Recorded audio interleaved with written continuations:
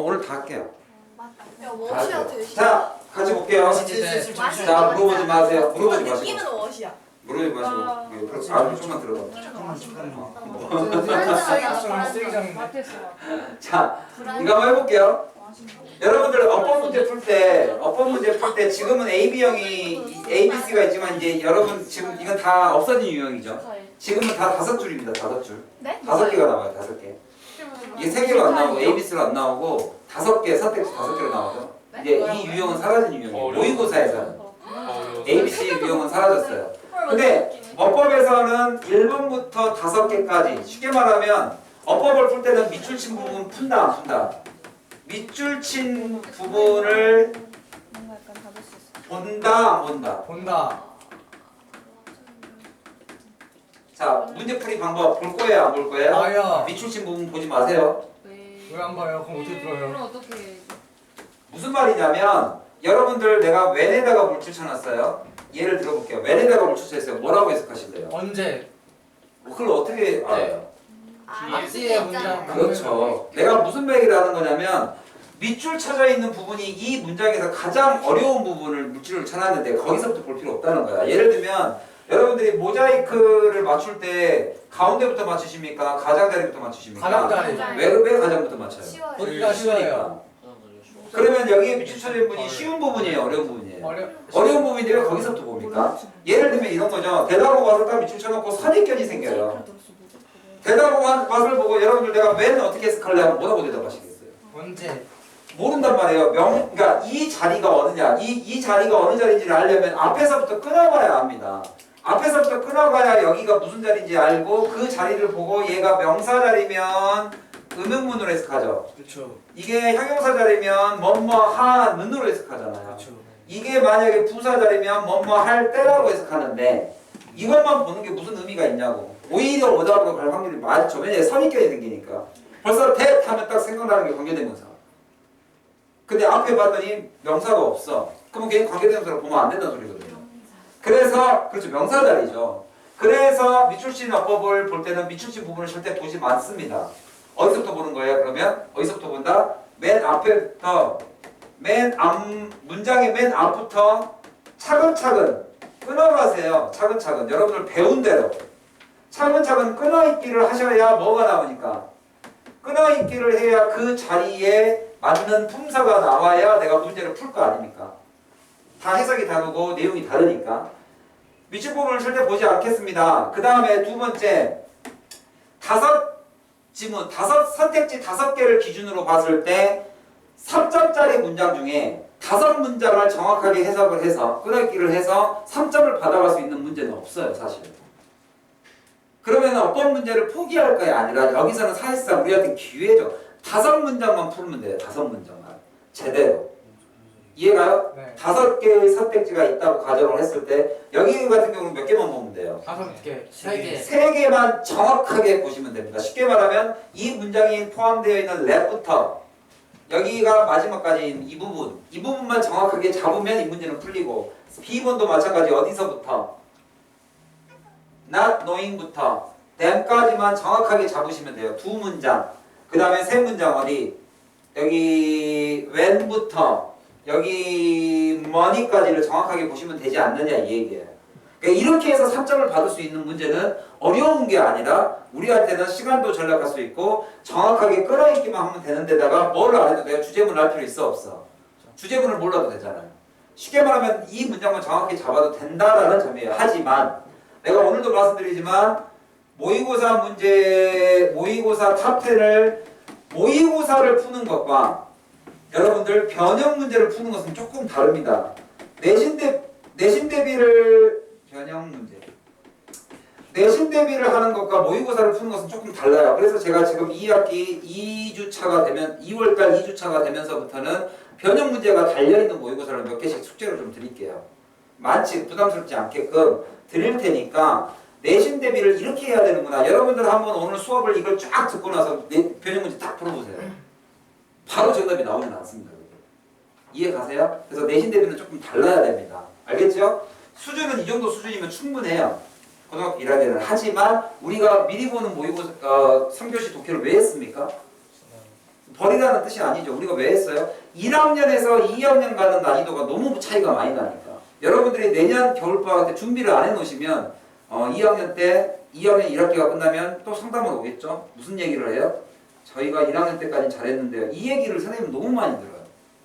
고3 가면 제가 2학년 때까지 영어를 잘했는데요. 이 말을 진짜 많이 들어요. 그러니까 우리가 이 정도의 목표를 세워놓고 지금 이렇게 이 정도 수준에서는 2월 달에서 이 정도 수준을 보면 되겠다. 동화고는 제외하고 동화고는 그냥 안 되죠. 이거 갖고는 안 되죠. 자, 문제 어떻게 푸는지 알겠어요? 자, 그럼 오늘 영작을 세 개의 문장을 내드릴 겁니다. 영작을 무슨 문장을 세 개의 문장을 내드릴 거냐면 일단 제일 첫 번째로 영작 첫 번째가 이 문장입니다. 영작 첫 번째 이 문장을 영작하여 오세요. 라는 말은 내가 탑 10을 해설을 해주고 나면 해석해오기가 숙제죠. 해석. 해석은 영어를 한국어로 바꾼 거니까 영작 숙제를 내드리면 지금까지 했던 거하고 똑같이 뭐 해오시면 돼요? 영작. 네가 한 한국어를 보고 영어로 바꿔오세요. 무슨 대비? 서술형 대비를 조금 하셔야 됩니다. 지금 이 시기부터는 서술형 대비가 조금 들어가야 되니까 영작 대비. 공부를 다. 아니요, 내가 집어준 겁니다. 오늘 세 문장을 낼 거예요. 영작 세 문장. 세 문장만 제대로 딱 하십시오. 요게 첫 번째 영작인데요. 한번 해석을 해보시면 요 앞에 것도 조금 내용을 좀 볼게요. 여러분들이 변형 문제를 풀어야 되니까. 많은 소비자들이 삽니다. 프로덕트, 제품을. 자, 조건이에요. 자, 조건에 only가 붙으면 부분 부정입니다. 이게 약간 이런 느낌이에요. only에 붙으니까 해석을 어떻게 하냐면 이거 하고 나서야 비로소라는 단어를 쓰는데 비로 소. 비로 소지. 소야 소. 소예요. 비로소 뭐라 소. 거의 한국어 실력이 나랑 비슷해요. 하이파이. 자, 그래서 비로소. 괜찮아요. 이게 2015년도 개정 교육과정 전에는 비로소였어요. 비로소지. 나대로 비로소였어요. 옛날 사람 옛날 사람. 금지 발언. 제 친구예요. 인증 있을 수 있어. 예, 얼굴로 봐도 딱 알겠죠. 자, 그래서 영쌤이요. 어떻게 영쌤이 내 친구냐고요? 용석쌤. 용석. 용석쌤이 내 친구냐고요? 쌤이랑 몇 살이 안 났다는 게 알았어요? 4살도 차이 안 4살인가 3살인가 차이. 10살 아니에요, 10살? 사이사가 잘하네. 야, 진짜. 진짜 자, 뭔 말이냐? 쌤 40 아니요? 그니까 내가?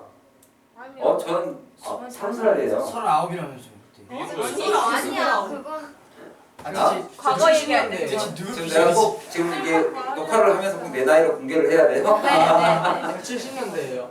70대 받고 시작하자. 그때 헷갈려서 70년대 막 82년. 70년대는 맞어. 자, 그래서 맞아 무슨 뭐 주민센터에서 호구조사 나오셨어요? 막 생년월일을 물어보고. 그냥 선생님을 있는 그대로 받아들여 주세요. 뭐야 70년 맞는 거 같은데? 79. 맞잖아요 79년생. 그죠 주세요. 79 74. 74는 좀 멀리 7살 했어요. 오빠야 7수면 뭐 우리 아빠. 유고 유고. 아, 7살 그리고 진짜 너는 진짜 you go out. 와 진짜 좋겠다. 자, 그래서 영작을 조금 해보시는 게 좋겠죠. 이 새끼야 이거 설명하고 있어요. 자, 그래서 only부터는 어떻게 생각하냐면 이게 꼭 있어야지만 이런 사건이 일어납니다. 이 얘기예요. 이런 거를 조건부예요. 조건부. 그러니까 이게 없으면 안 합니다를 이렇게 쓴 거예요. 이해 가셨어요? 이게 꼭 있어요. only부터가 그런 느낌입니다. 그러니까 결국에는 소비자들이 물건을 사기 위한 조건이에요. only after. 그죠? 그냥 이게 only after하고 넘어가지 마시고 하고 나서야 비로소라는 조건은 이 물건을 사기 위한 조건이니까 이게 꼭 붙어야 되는데 이게 없으면 안 산다는 뜻이에요. 알겠죠? 그러니까 바로 이 부분이 오늘 내가 영작 첫 번째를 우리 범주 보다가 잘못 봤네요. 다 모든 건 네 탓이에요. 자, 여기가 영작 1위, 여기가 영작 1위입니다. 영작 1위 뭐냐면 여기 해석이 조금 여러분 이 데이가 누굴 가리켜요? 데이가 누구예요? 데이가 메이드니까 커스터머스. 뭐 상품 같은 느낌이 들잖아요.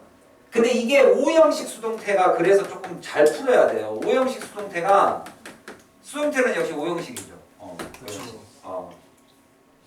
그래서 O형식 수동태가 조금 이 문장을 한번 O형식 능동태로 한번 써보세요. 그러면 조금 이해가 갈 겁니다. 능동태로 바꿔보세요. 너무 어렵다. 어려워요. 데이 오일. 이걸 정확하게 이해하시려면 우리가 평소에 하는 것처럼 주어 동사 목적어 목적보호를 이렇게 써서 바꿔보셔야 되는데, 자, 내가 기본적으로 한번 말씀드릴게요. 능동태를 수동태로 쓰는 이유는 뭐죠? 일단 뭐 자랑하려고? 나 바꿀 수 있다 이렇게? 강조하려고. 뭘 강조하려고? 의미를. 행위자. 행위자를 받는 목적어. 받는 사람. 그러면 행위자 반대로 얘기하면 누군 중요치 않다는 소리예요. 행위자. 행위자가 중요치 않은 게 빼버린 거예요. 그러니까 이 행위자를 내가 여러분들 한번 생각해 보세요. 이 데이가 지금 여기서 누구를 말합니까? 커스터머스. 이게 소비자들인데 소비자들이 인식을 받은 거예요 지금. 그렇죠. 그러면 행위 주체자가 누구였단 소리예요? 프로덕트. 프로덕트가 그런 인상을 주면 좀 이상하니까 제조사, 회사. 그 상품의 제조사가